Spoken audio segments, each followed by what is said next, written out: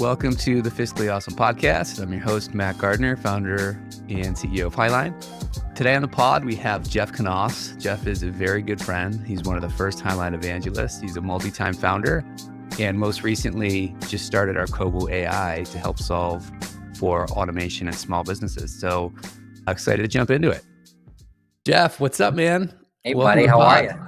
Appreciate it for having me, man. I'm doing great, man. This is super Good. cool having you on. I'm going to let Jeff do his own little intro, but I think like a little bit of a backdrop.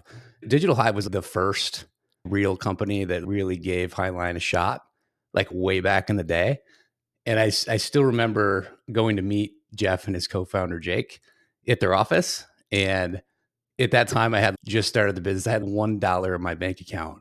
And I remember I'm standing outside and Jeff pulls in his Mercedes and then Jake pulls in behind him in his Porsche. And I was like, man, I want to be like those guys someday. That's my first memory of meeting you. But you deserved it because you guys have been at it a bit longer, but you guys built a great company. So anyways, Jeff, give us your background, man. Who's Jeff Knauss? Apparently a Hopefully douchebag. That's okay. I just said that, but I just It's put you on the apparently a spot. douchebag that drives Mercedes. You know what I mean? No, you're anything but that.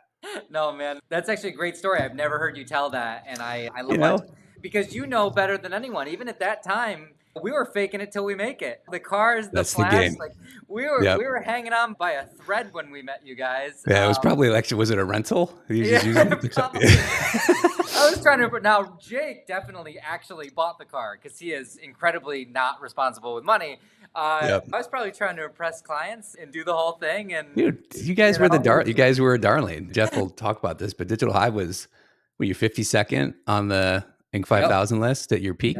Yep. 50. So you guys were just killing it. We were, and obviously I'll get into it, but it's such a great story because it really does illustrate back then. It might have been, what do you think, 3 years into the business of Digital Hive? Three, Yeah. 4? Yeah, you guys have been at it a couple years before we met you, and I'd say we were 1 or 2 years into Hiline at the time, so it was probably 2017, 2018 when we met you guys. Objectively speaking, I did not at the time, nor do when I look back, think that year 3 or year 4, whatever it was when we met you, was anywhere near a success. And that's the life of an entrepreneur. You look around, everyone's thinking you're so successful, and we've talked about this, but damn, this feels like a grind and the opposite of success. I love and appreciate you telling that story because it makes me feel good. But yeah, man, the quick story is I started in broadcast television and did the TV ad sales thing for 5 years. Took a job as a manager out in Syracuse at a NBC and CW affiliate called CNY Central here. And I wanted to get into digital marketing, wanted to get into social media advertising, but there was no real good way to do that in the television world. So started a company, Digital Hive, with my co-founder Jake, and bootstrapped it. 3-month-old at home at the time. My wife was staying home with them. And so it was really scary. The first year was bootstrapped, so we made no money for the first year. Very scary time in any entrepreneur's life, but certainly when you have a brand new baby. It was our first kid. Didn't know what we were doing in life or work. And but luckily, after the first year, caught some fire, hired some employees, worked with really great partners, and that's the whole reason we were able to scale so quickly. Ended up being, like you said, 52nd on the Inc. 5000 list in 2018, fifth fastest growing marketing advertising company in the country, fifth fastest growing company in New York State in 2018, and was on the Inc. 5000 list for 4, 5, 6 years after that, which was cool. So we grew really fast. And then in 2021, we were looking to ESOP our business, reached out to an ad agency called Butler Till, who was already an ESOP, and asked them, what's it like to be an ESOP? And they said, oh, it's wonderful. It's great. Our employees love it. It's been the best thing. We've grown so much since then. And I said, oh, that's what I want to do with Digital Hive. I can't wait. And they said, it might be an easier way for you to become an ESOP. We could just buy you. And so we were very fortunate to find a wonderful acquisition partner. Jake and I had a great exit.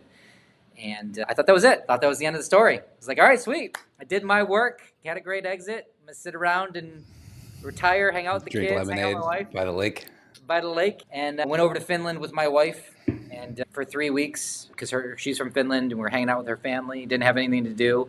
And I had a total panic attack. I was like, man, I'm not built for sitting around.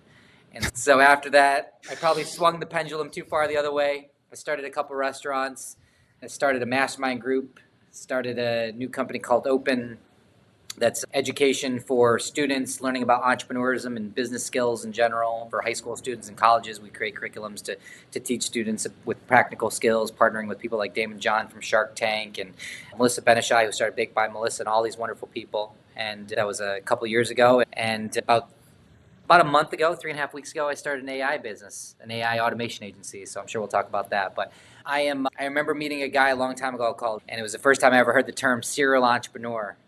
And that was, I think, before I had even started a company. And I was like, oh, that's cool. You do a bunch of stuff. Yeah, that sounds buzzy. I want to do. I want to be that. Yeah, exactly. It sounds like a cool term, maybe someday. And now when you sit in the seat of having multiple companies and running multiple things, it just feels, I don't know, I couldn't do anything else. There's just no other, I think working for a company or not being able to build stuff would not be what I would want to pursue at this point in my life. So it's been a fun ride, man. And you and the whole team at Hiline have been a big part of that. So I've always appreciated your partnership and all the efforts you've helped us with all the companies that we work with. Right on, man. No, it's been, as I said, you guys put us on the map. You were hitting it out of the park when we met you. And that's what made us relevant, because you guys started talking about us. We started showing up in the local community early on together, and they knew you and they're like, oh, who are these guys? And that's kind of how it works. Very grateful for you and Jake and Digital Hive and everything you guys did for us. Well, before we move on, because I know you want to move on from that, but let me give you a little bit on that.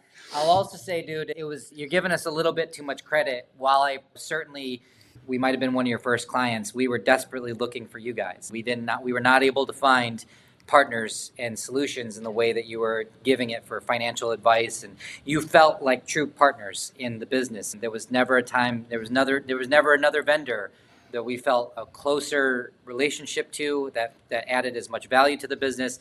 And your growth had very little to do with us co-signing. You guys hustled and made something really great for yourselves. So I appreciate the kind words, but I got to give them back to you. All right, man. Thank you. I'll graciously accept them back. So I want to talk about Arcovo AI in a minute, but I want to start with Digital Hive, because Highline's developed like a nice niche in the agency space, and it's marketing agencies, software development studios, video game development studios, but fundamentally like the model, the revenue model, the agency model is prevalent, right? There's tons of them out there. Your experience running one, you're also going to start running a new one with Arcovo. So like you're an agency guy.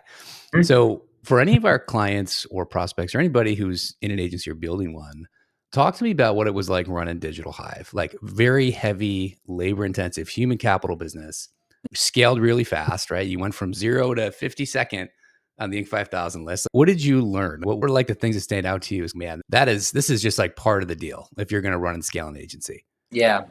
It was incredibly human capital intensive.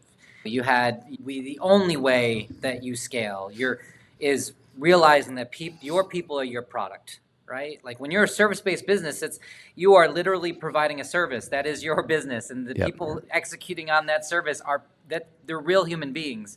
So our realization very early on to scale a successful agency like Digital Hive was very much leaning into that, leaning into people, leaning into culture, leaning into understanding. We worked with a great business coach that helped us define what our values were. And we realized that it was important to sequentially list our values in order of importance.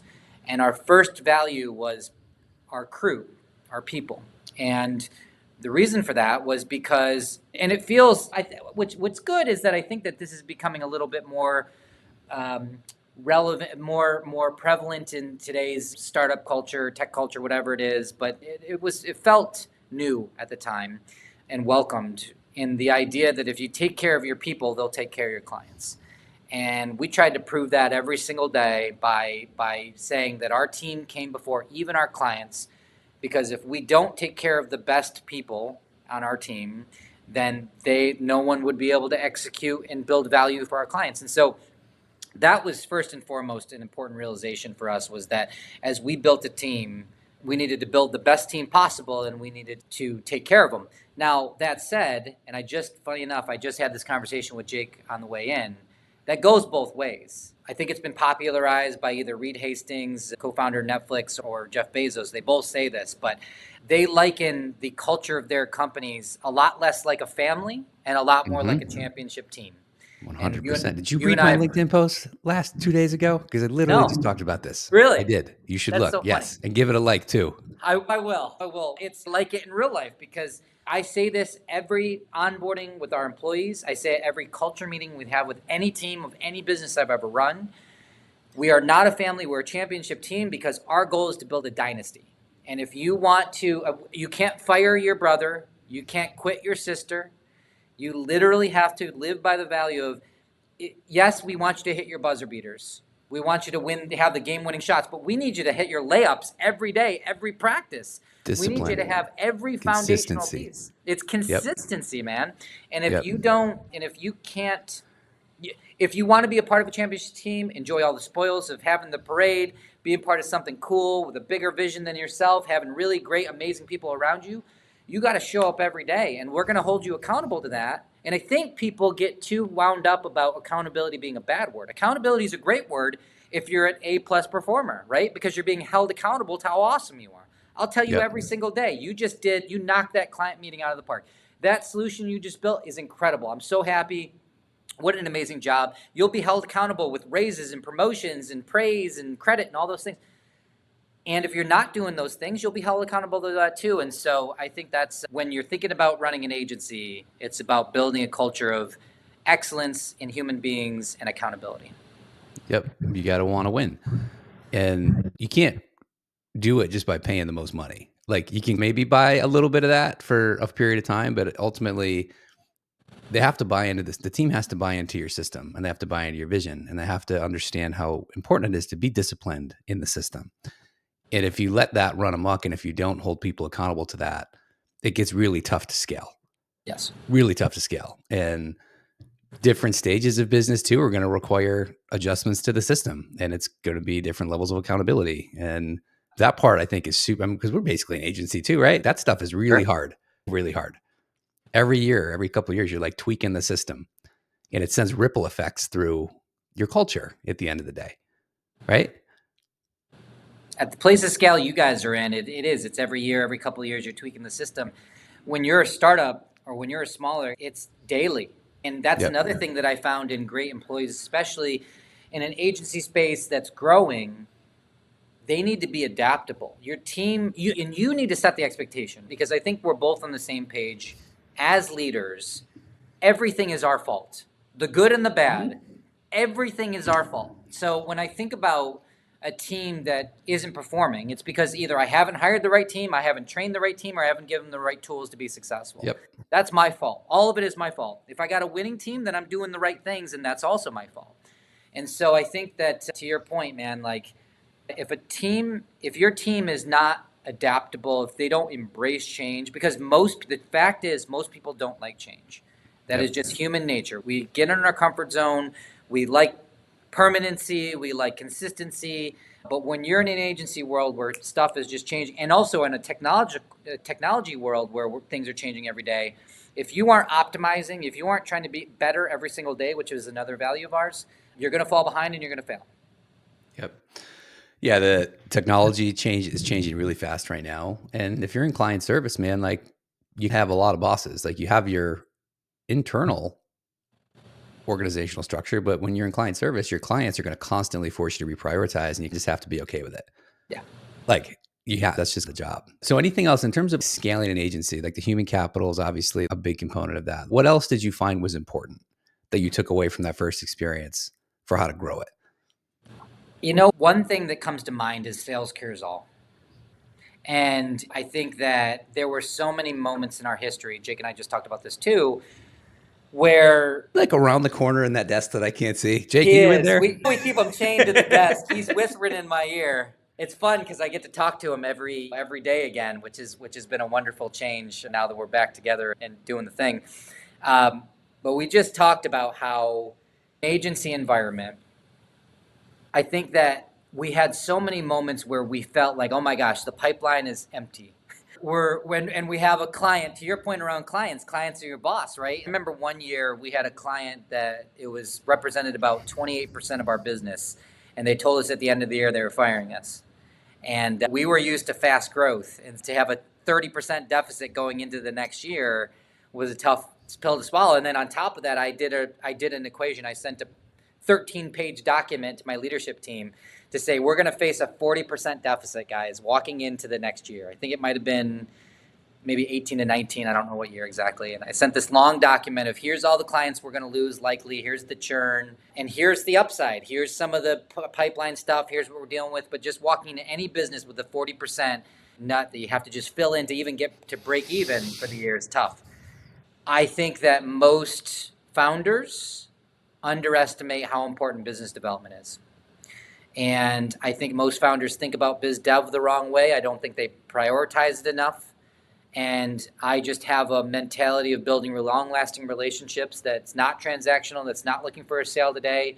But if you build value for more people than you could ever hope to get it back in your lifetime, it will come back to you in some way. And so I think that there's a grind to business development that's really important, that isn't talked about enough, that, all of the ails that you're facing, whether it's employee issues or ops issues or whatever it is, if you go out and generate more revenue, you have more time to figure it out. And so when you're a bootstrapped agency, you got to figure out the sales process.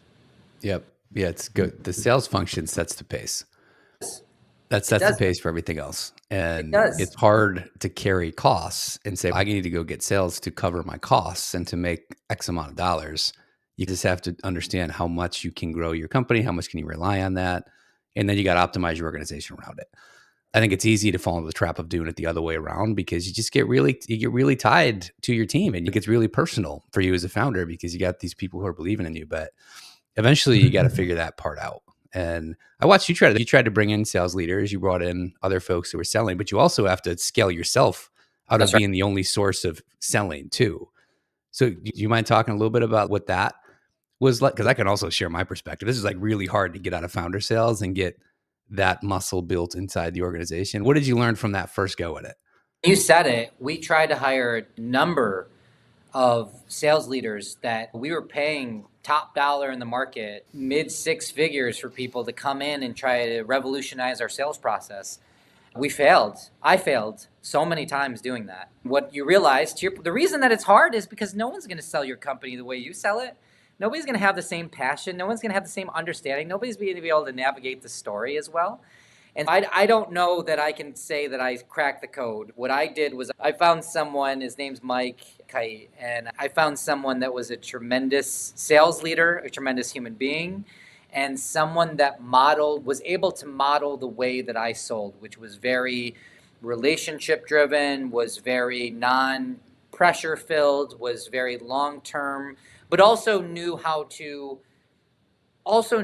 because at the end of the day, a sale is easy when the person can see the return on investment. Yep. If you're selling me, hey bro, I'm going to give you $10. If you give me $10, I'll give you 20 back tomorrow. Yeah, I'm good. Obviously, it's easy. Yep. And if you can easily quantify what that return on investment is, business development becomes easy. And that's why you have to hone in your product to get to that point, understand what your value prop is.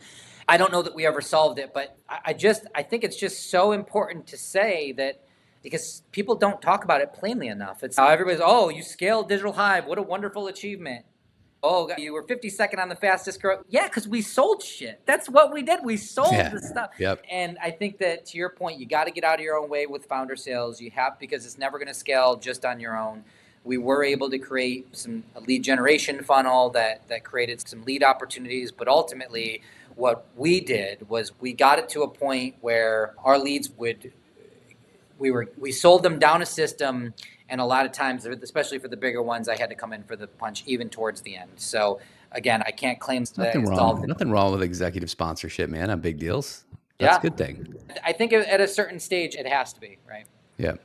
You touched on something else too that I think services organizations don't talk about enough, which is a product. Like whether you have a product or you have a service, you still have a product, and your product needs to actually create value for somebody. So I'll use Hiline as an example. And I try to tell our team, like, nobody's buying bookkeeping. People buy bookkeeping, but it's in what else? Because that's not unique. And there's a lot of people that can do that. So your product has to actually solve for the pain of your customer base. And you have to think really deeply about what that actually means and then how to sell it. Yeah, Because man. then if you can do that, it'll sell easier. And I think you talked about that with your team, right? And you guys weren't able to pay everybody top dollar, but I remember just being in your office, like your team gave a shit Yeah. about what you were trying to do. And it was really, so that a lot of, even that informed how we thought about building our culture, which is still a work in process. And we're trying to get better at that too. But yeah, your people really have to just buy into what you're doing at the end of the day. First of all, you have to be clear. You have to be clear about what the mission is that you're trying to accomplish. Why are you doing what you're doing? You have to communicate that over and over. Matt, I would send a weekly email out every single week to the entire team so that they knew what I was doing, they knew my goals, they knew what I was accomplishing, what I was failing at. Because to have that transparency into where the company is headed was so critical. And then we can all row in the same direction. If they knew what I was trying to accomplish, they knew how they could contribute to that. And the reason that they cared was we cared about them. There's just no question about that. Like, we just genuinely cared.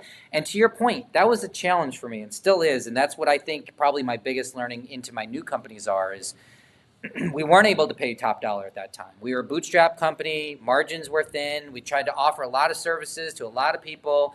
And we wanted to scale through volume and a lot less on like heavy prices with heavy volume.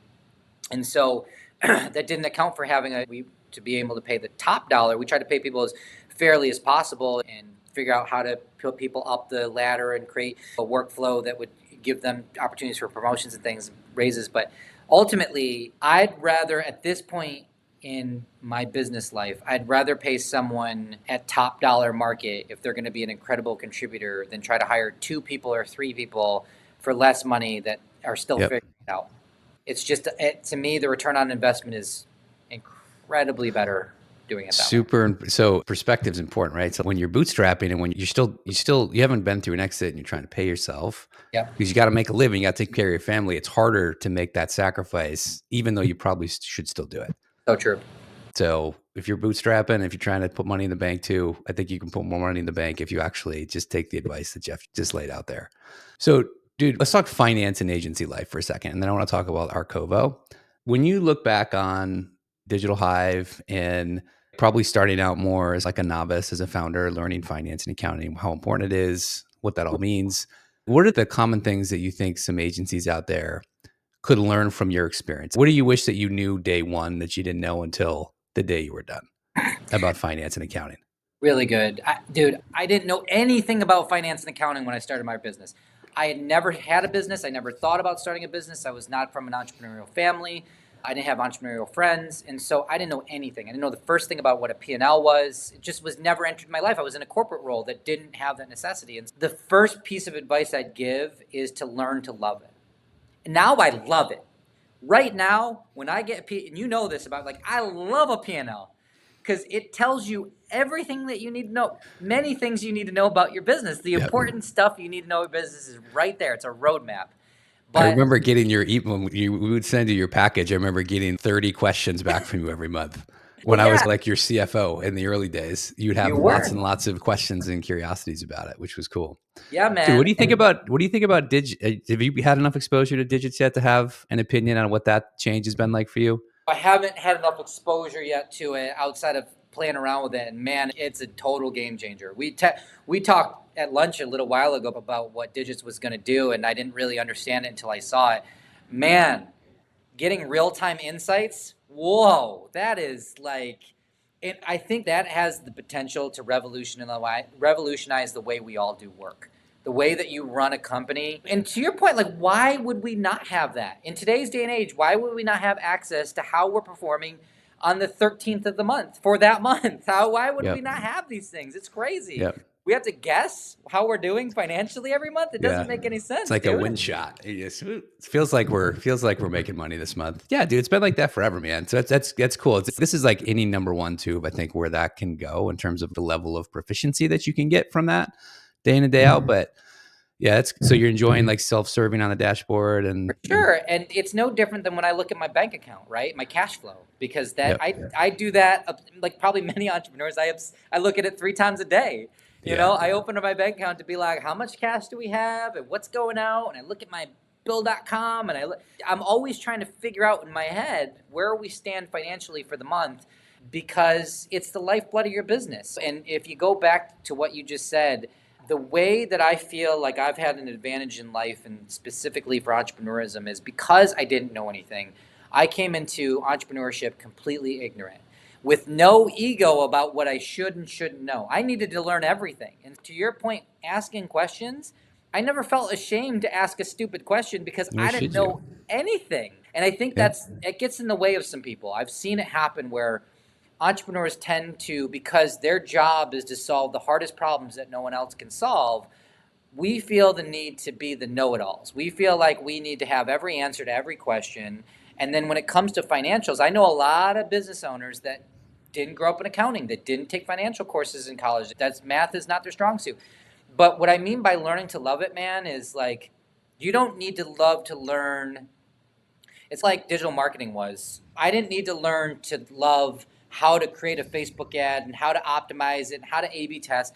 I needed to learn to love the benefit of what a Facebook ad could do for a business. How the return on investment, when somebody clicked on the ad that turned into a landing page conversion that turned into a sale, ooh, that got me going, right? So it's the same thing as a P&L. I don't necessarily ever want to learn what gap accounting means and why that matters and the difference between accrual and cash and some of the things that you taught me.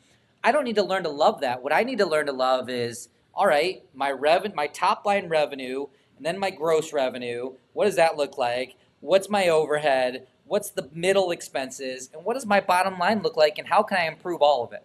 Like, Yep. that's what I need to learn to love. And taught me a great deal of what I know today. So I'm always appreciative of that. Right on, man. I think that's true. And I generally find founders, their businesses fall into two buckets. There's the rare business where you just have a business or product or service, so you just make a shit ton of money. And like Yeah. it doesn't really matter how much Yeah. money you have in the bank because you're never going to run out of money. That's right. Then there's the other 98% where you either are just starting or you're struggling or you're just doing pretty good and you're doing okay, but it still means there's going to be some amount of cash flow crunch that you're going to feel periodically. Yep. And most of the time I find, and maybe you're saying the same thing, it's like the people opt to play ostrich and Yeah. stick their head in the sand and they're like, I just don't want to know. Yes. And maybe when you say learn to love it, like just accept it, embrace like the fear and the uncertainty that comes with it, and just focus on getting smarter about it. Like Yes. ostrich is not a good strategy. No.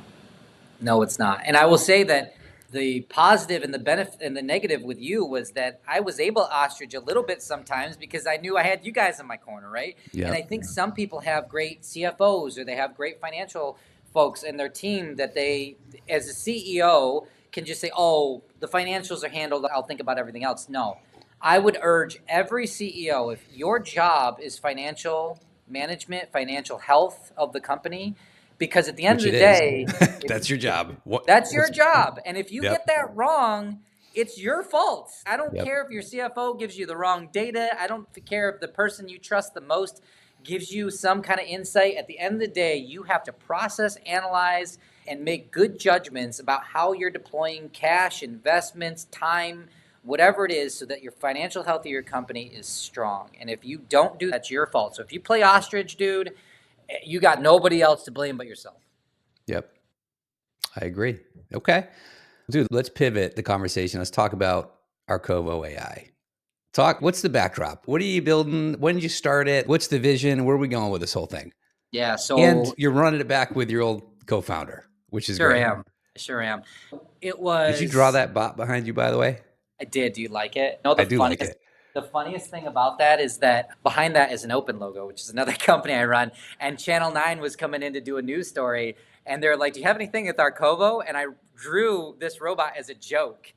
And dude, if you watch the news story, they feature it 3 times. Like literally, Really? just on the screen is that stupid my 3-year-old drawing of.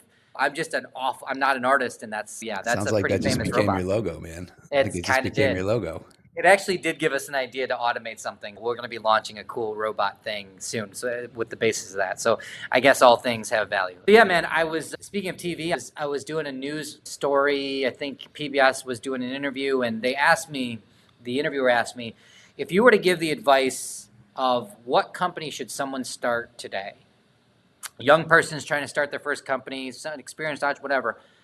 I said, I think there's a tremendous opportunity to leverage AI technologies and help small to medium-sized businesses understand it and how to help implement AI technology into their businesses to create efficiencies to help them save time and money. Because that market, the SMB market, specifically locally and regionally to our area, but really this AI is nationwide, the need is underserved.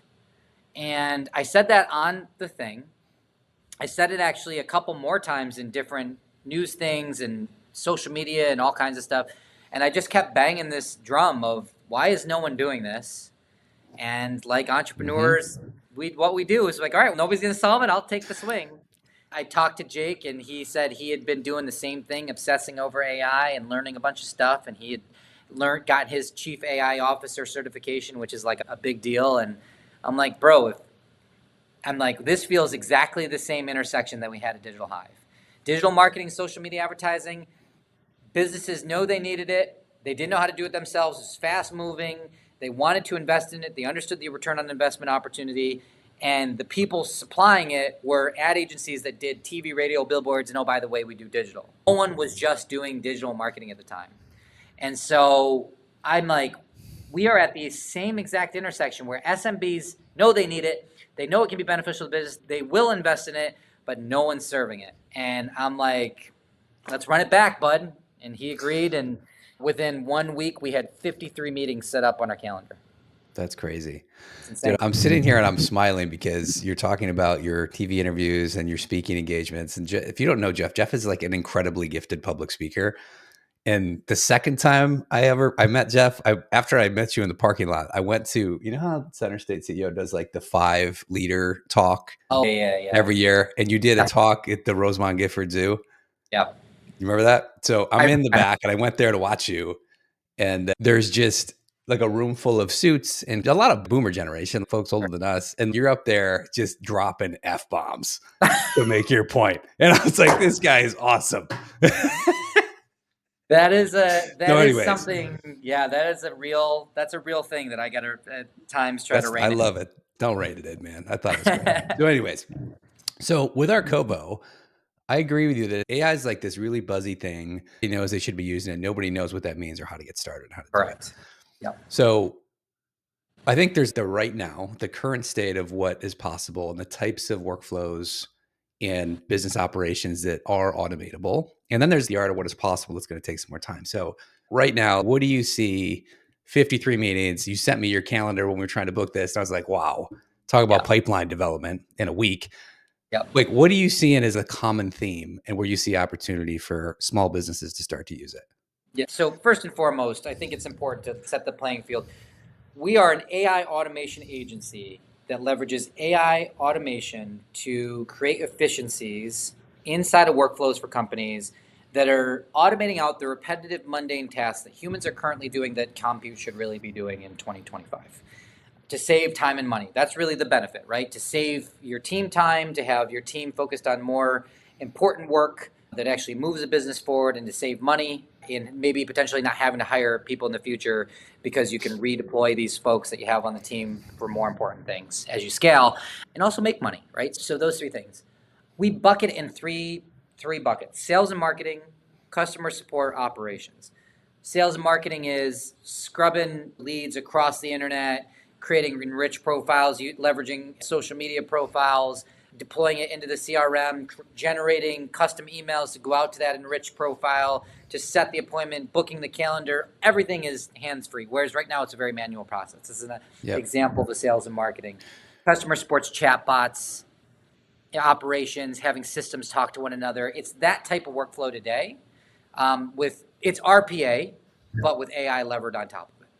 Yep. So with small business founders, right? You're basically chief everything officer. And there's areas where I feel like there's existing off the shelf technology solutions that a lot of founders just don't have time to understand how this stuff all works. They leave low hanging fruit on the table.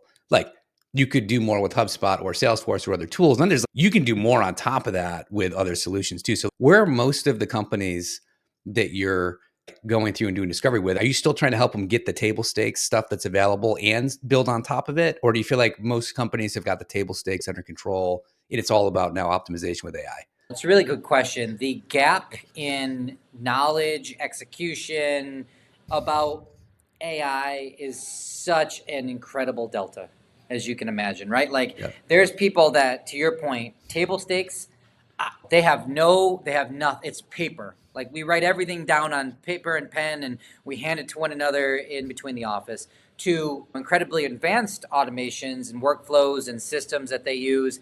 But I have yet to meet anyone that's got it completely right. And the reason, Yep. especially in the SMB space, is it makes total sense. You start a company, you do the right thing for right then, and then you scale, and then you take a moment to fix it and optimize it, make it better for then, and then it grows and scales.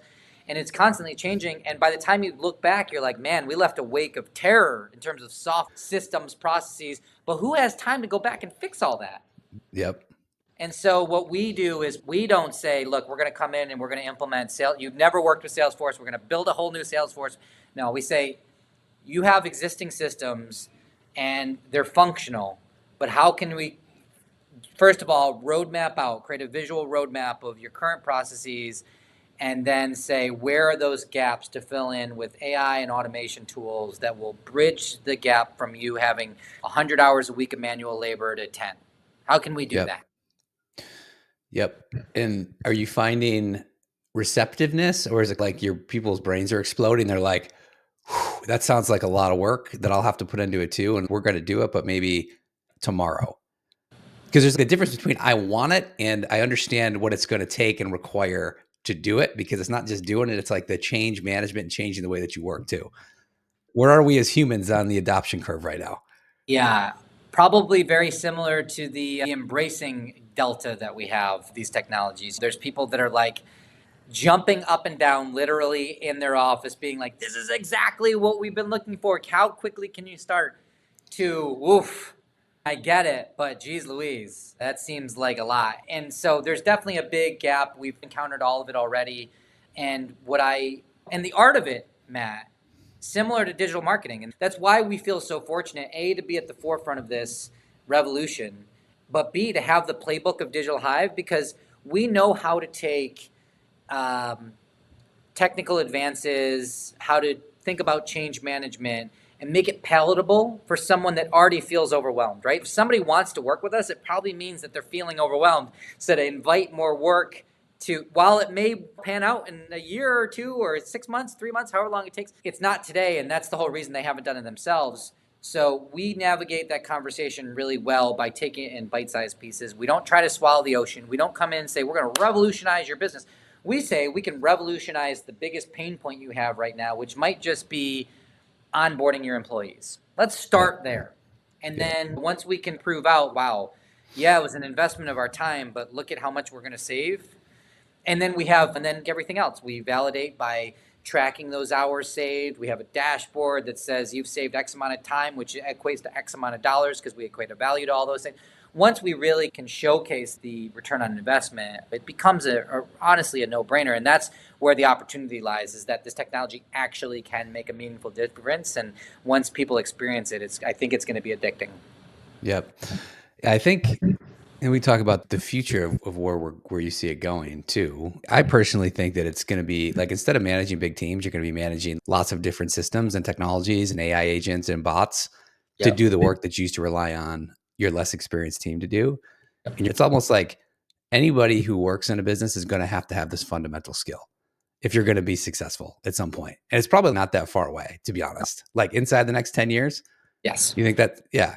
No question. Next 5 years will be revolutionary. Next 10 will be almost impossible to predict, because it's going to change Yeah. so much. There's no So question where about do you it. see it going, man? What excites you most? This is Then my let's say like within the next 5 years, what's the most exciting thing for you that you're thinking like this ties into your Arcovo vision, right? Like you're doing this for a reason. Where are you ultimately trying to get it to? two things. One, I don't think anyone can predict to the exact point. It's my favorite topic of conversation. I love having future conversations because I live in the future. My mind lives in the future anyway.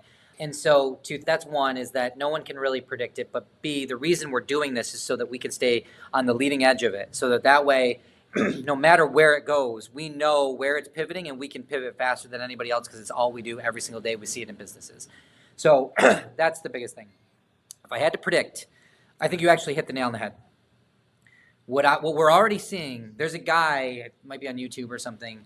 He manages a team for his business. He manages a team of 18 agents, and each agent has a specific function. So it might be this agent does content marketing. This agent posts things on social media. This agent Yep. is the sales lead or whatever. And there's a director of the agents. And their director agent is their only job is to tell the director, my job as this human being and the CEO of the company is to tell the director, hey, this is what I want, figure out the best agent to run and do these things. So to your point, it'll be like the skill will transfer from how do you manage teams of humans to teams of agents that will be robotically computing, how to do all this stuff. And so I think that future very much exists. It's already that's why is it's already playing out. Now you just extrapolate how good it is, because honestly, it's not great yet. A lot of things, a lot of the buzzy stuff, most of it is hype. There's 3,000, the latest stat that I saw is there's 3,000 AI tools that are built every single week. And so most of it has to be hype. How much of it's going to exist in Most of it's built on top of ChatGPT or Gemini or something. all of it is, everything's a wrapper. Yep. I agree with you. Like the AI agents, like you're not replacing a workforce with it today. You're probably not replacing a workforce with it for a long time because it's not that good and it's No. not reliable.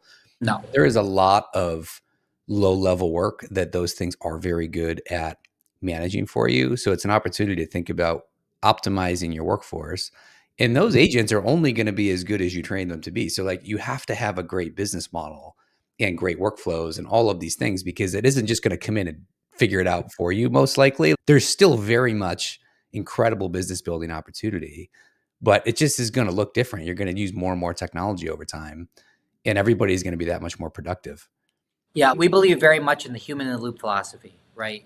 Yep. AI is not in a place and will not be in a place for some time where it's autonomous from humans and can just go off and do a task perfectly the way that you would expect it to do and want it to Yep. do. And so we're not in the business of trying to eliminate jobs. We're in the business of trying to make someone's job more fulfilling, more enriching by taking away the stupid things that no one wants to do, data entry, pulling reports, all that nonsense. If a computer can do it, how much better can your job become when you can be creative, when you can be strategic, when you can think, I'm actually making much bigger of a difference in the company by deploying my skill set rather than the things that can really be automated. Yep. Oh, man. It sounds like your pipeline is full, but if anybody listening wants to get some of Arcovo AI, where can they find you guys? What's the best way to look at it? Arcovo.ai is the company website. Connect with, and you know what, to your point, like we have a tremendous pipeline. We're always looking to build. We want to scale this thing tremendously. So I'll never say no to a great conversation. But at the end of the day, like I love meeting great people. So connect with me personally. That's more important to me. LinkedIn, Insta, all those social media, how to find people, but that's more important to me. Right on, man. So can we wrap it up with some rapid fire questions? I love Do it. 2 or 3 for fun. Let's do it. We covered this already, but I want to make you pick one. Like the one AI trend, the one prediction you're going to make. What is the one thing that gets you the most excited in one sentence or less? I mean, this is going to be very broad, but using AI to automate jobs to make humans feel more fulfilled in their work. I like that. When shit gets hard, when you're building a business, right? What's the thing that keeps you going? What's the gene that you have that keeps you trudging through the mud? I am committed to winning in a way that is probably unhealthy. I am committed when I have something in my mind that I believe is important. There's very little that will stand in my way outside of my values and integrity that will stand in my way of getting that job done. Right on, man. We're cut from the same cloth. Obsessed founder, unhealthy OCD level of addiction to winning. Absolutely. Best piece of business advice that you ever received in your career? The only thing that matters is how you spend your time. If you strip away everything else, everything we talked about in this podcast, and you only think about one thing, how do you choose?